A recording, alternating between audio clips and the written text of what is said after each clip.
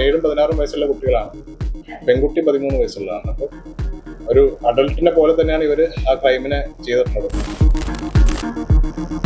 മുളകുപൊടി വിതറുന്ന കാര്യം അവർ സിനിമകളൊക്കെ കണ്ട് അങ്ങനെ ഒരു ബോധ്യം എന്തോ ഞാൻ പറഞ്ഞത് തെറ്റിദ്ധാരണ വന്നതാണ്. അങ്ങനെ ചെയ്താൽ പോലീസിനെ കബളിപ്പിക്കാന്നുള്ളൊരു തെറ്റിദ്ധാരണയാണ്. ആ ഒരു തെറ്റിദ്ധാരണ കൊടുത്താണ് മുളകുപൊടിയൊക്കെ വിതറിയിട്ട് പോയത്. അപ്പോൾ പ്രഥമ ദൃഷ്ട കാണുമ്പോൾ ഇതൊരു റോബറിക്കാരോ കയറിയിട്ട് ചെയ്തു പോയാൽ തോന്നാൻ വേണ്ടിയിട്ട് ചെയ്തായിരിക്കും.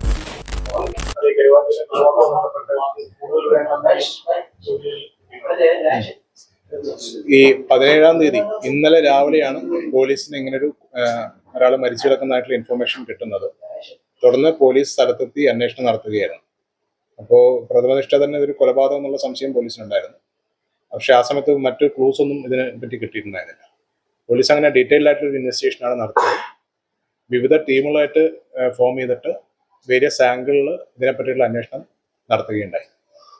അപ്പോൾ വേരിയസ് ആംഗിൾ എന്ന് വെച്ചാൽ ഈ കൊല്ലപ്പെട്ട ആളുടെ ആക്ച്വലി ബോഡി കാണുമ്പോൾ കൈയും കാലുകളും തുണികൾ കൊണ്ട് ബന്ധിച്ച നിലയിലാണ് ബോഡി കാണപ്പെട്ടത്. തുടർന്ന് കൊലപാതകം എന്നുള്ള രീതിയിൽ അന്വേഷണം നടത്തുകയും ഈ അടുത്ത ബന്ധുക്കളാണോ മറ്റ് പുറത്തുനിന്ന് വന്ന ആരെങ്കിലും ചെയ്താണോ എന്നുള്ള രീതിയിലുള്ള ഡീറ്റെയിൽഡ് ആയിട്ടൊരു ഇൻവെസ്റ്റിഗേഷനാണ് ഇതിൽ നടത്തിയത്. അപ്പോൾ ആദ്യം ഈ കൊല്ലപ്പെട്ട ആളുടെ അടുത്ത ബന്ധുവായ ഒരു പെൺകുട്ടീനെയൊക്കെ നമ്മൾ മൊഴികളെടുക്കുകയൊക്കെ ചെയ്തിട്ടുണ്ടായിരുന്നു. അപ്പോൾ അതിൽ ഒരുപാട് വൈരുദ്ധ്യങ്ങളും മറ്റൊക്കെ കാണുകയുണ്ടായി. അങ്ങനെ പാരലായിട്ടുള്ള ഇൻവെസ്റ്റിഗേഷൻ ആ ഒരു ആംഗിളിൽ കൂടെ നടത്തുകയുണ്ടായി.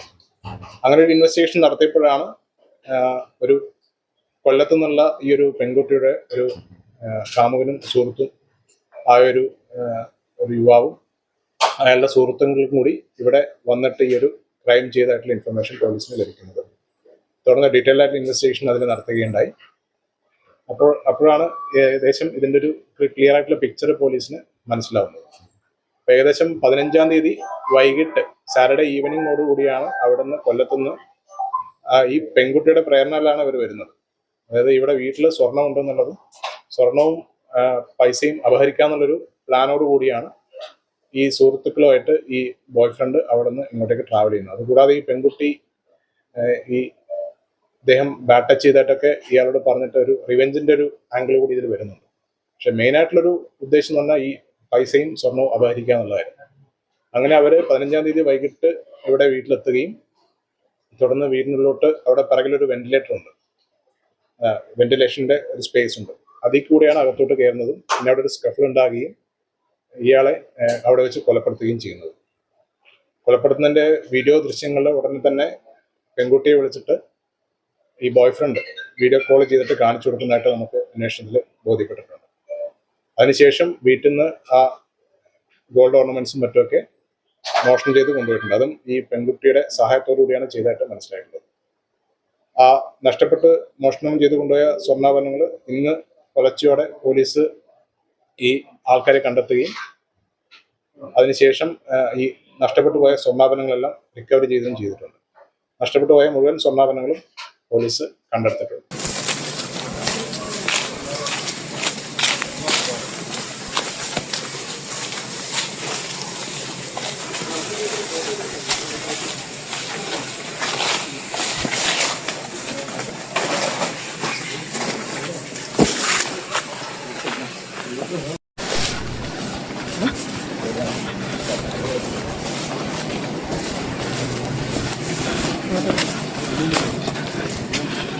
ഇതാണ്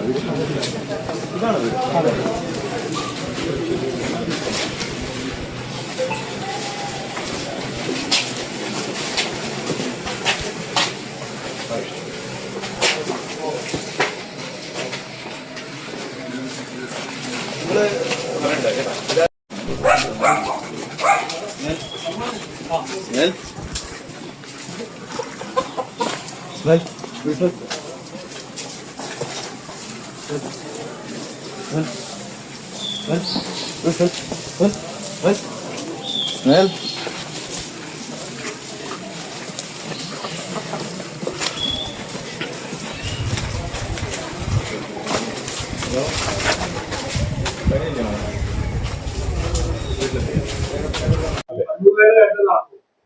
അതെ, ലീഗലായിട്ട് ചെയ്യാനുള്ളത് പോലീസ് ചെയ്യാൻ.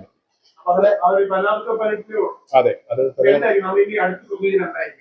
ഇനിയിപ്പോ നമ്മള് ജൂനിയർ ജസ്റ്റിസ് ബോർഡിന് മുമ്പിലൊക്കെ ഹാജരാക്കുകയാണ് ചെയ്യുന്നത്.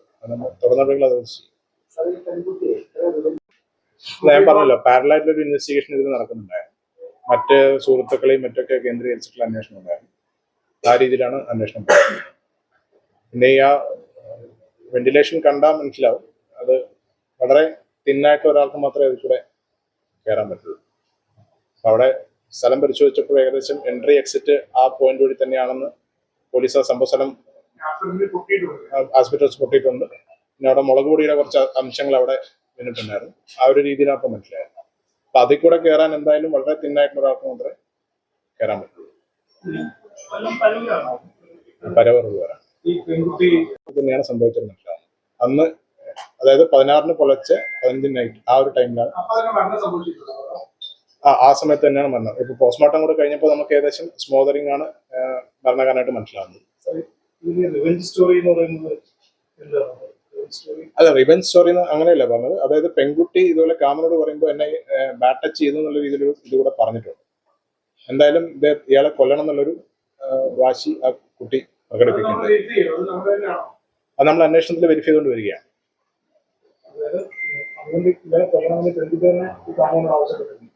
പെൺകുട്ടി തന്നെയാണ് കാമനോട് ഇയാളെ കൊല്ലണമെന്നും വീട്ടിൽ നിന്ന് ഈ സ്വർണ്ണം എടുക്കാമെന്നും പറയുന്നത്. ഇപ്പൊ അത് 4.5 ഗ്രാംസ് അല്ലേ, 4.5 ഗ്രാംസിന്റെ സ്വർണ്ണം നമ്മൾ റിക്കവർ ചെയ്തു. ക്യാഷ് അല്ല, ഗോൾഡ് ആണ് ഇപ്പൊ റിക്കവർ ചെയ്തത്.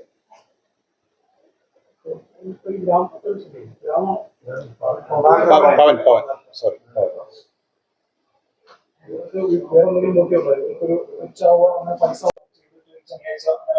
അല്ല, ഈ പൈസ എടുക്കണം എന്നുള്ളൊരു ആംഗിള് ഓൾറെഡി ഇവരുടെ സംഭാഷണങ്ങളിൽ വന്നായിട്ടാണ് ഇപ്പോഴത്തെ അന്വേഷണത്തിന് മനസ്സിലാവുന്നത്.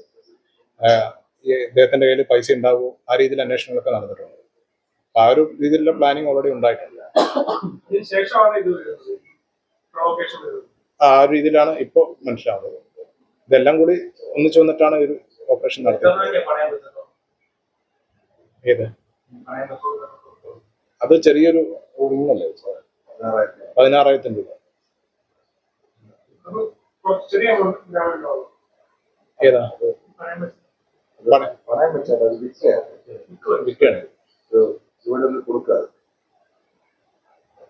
അവിടെ കൊല്ലത്ത് തന്നെയുള്ള ഒരു ജ്വല്ലറാണ് അത് കൊടുത്തിട്ട് 16,000 രൂപയാണ് അവർക്ക് കിട്ടിയത്.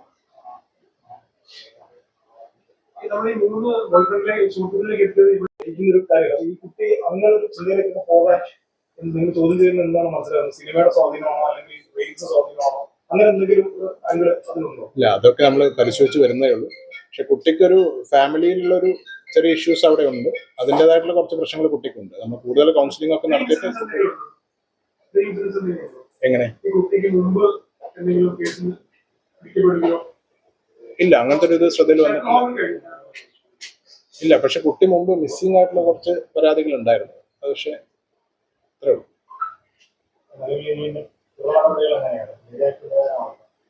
അതെ, അത് അഡൽട്ടായിട്ട് ട്രൈ ചെയ്യാനുള്ള ഓപ്ഷൻ നമ്മൾ ലീഗൽ ഓപ്ഷൻ എക്സ്പ്ലോർ ചെയ്യും.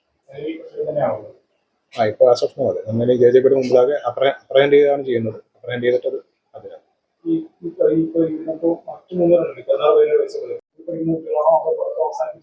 അതിൽ 2 പേര് ഇപ്പൊ +1-ഉം +2-ലും പഠിക്കുകയാണ് കൊല്ലത്ത് തന്നെ. ഒരാൾ +1-ന് ശേഷം പഠനം നിർത്തിയതാണ്.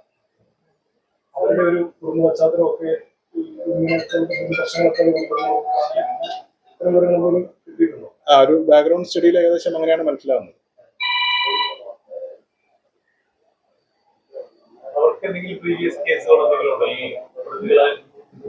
അതൊക്കെ പരിശോധിച്ച് വരുന്നേ ഉള്ളൂ. ആസ് ഓഫ് നോ നമുക്ക് അങ്ങനെ ബോധ്യപ്പെട്ടിട്ടില്ല. പക്ഷെ അത് എല്ലാ ആസ്പെക്റ്റിലും നമ്മൾ ഇനി തുടരന്വേഷണം ഉണ്ടാവും. അതിന് കണ്ടിന്യൂസ് ആയിട്ടുള്ളൊരു ഇൻവെസ്റ്റിഗേഷൻ നടത്തുന്നതാണ്. ഒരുപാട് ഡിജിറ്റൽ എവിഡൻസും മറ്റ് എവിഡൻസുകളൊക്കെ നമുക്ക് ഓൾറെഡി തന്നെ ഒരുപാട് കളക്ട് ചെയ്യാൻ സാധിച്ചിട്ടുണ്ട്. പണയം വെക്കാനൊക്കെ സഹായിച്ചു. അയാൾക്ക് ഇതിനെപ്പറ്റി നേരിട്ടുള്ള അറിവുകളായിട്ട് മനസ്സിലാവില്ല. ഫർദർ അന്വേഷണം നടത്തി അതിൽ കൂടുതൽ അന്വേഷണം നടത്തണം. മറ്റാരെങ്കിലും സഹായിച്ചിട്ടുണ്ടോ എന്നുള്ളതും അന്വേഷണ പരിധിയിൽ വരുന്ന കാര്യങ്ങളാണ്.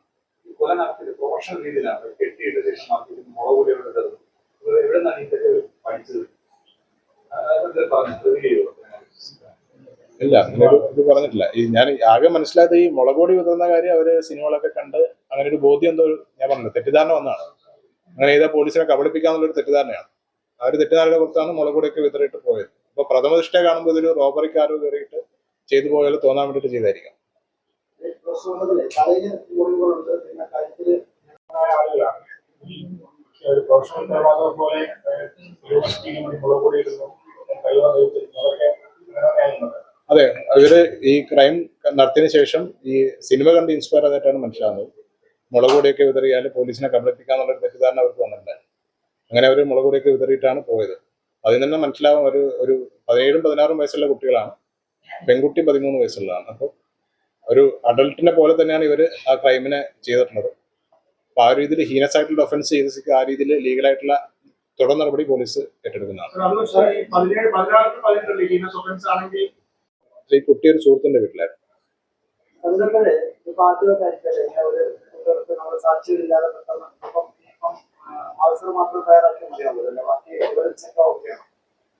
ആവശ്യത്തിനുള്ള എവിഡൻസുകളും നമ്മൾ കളക്ട് ചെയ്ത് വരുന്നുണ്ട്.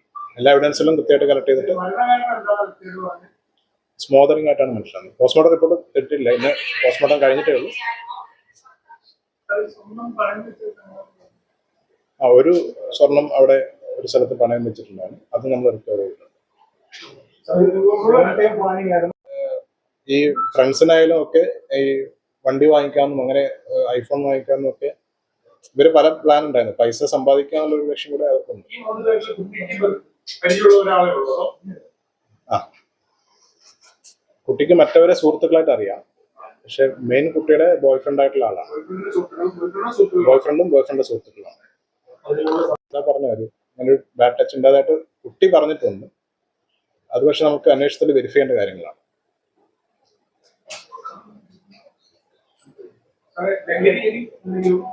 അതിനെപ്പറ്റി അന്വേഷിക്കുന്നു.